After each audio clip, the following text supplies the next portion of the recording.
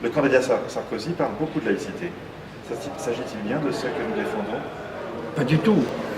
Il s'agit, dans le premier temps, où il parle de laïcité, d'un projet concordataire.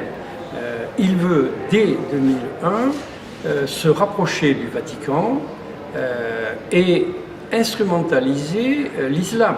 C'est ce qui explique à la fois les accords du Vatican de 2009 et c'est ce qui explique comment, ministre de l'Intérieur en 2003-2004, il s'oppose opiniâtrement au projet de loi de Jacques Chirac sur le voile islamique, au moment d'ailleurs où François Hollande soutient ce projet de loi et convainc, non sans mal d'ailleurs, les parlementaires socialistes de le voter.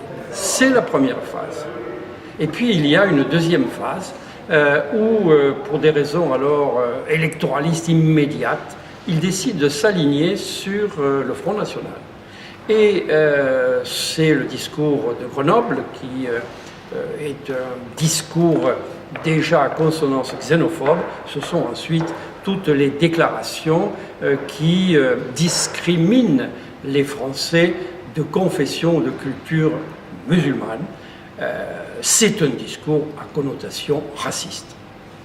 Mais comment expliquer ce discours de Grenoble?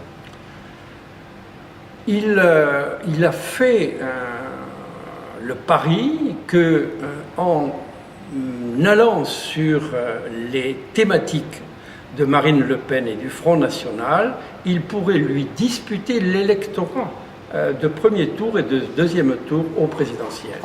Mais vous voyez ce qu'il y a d'absolument indigne.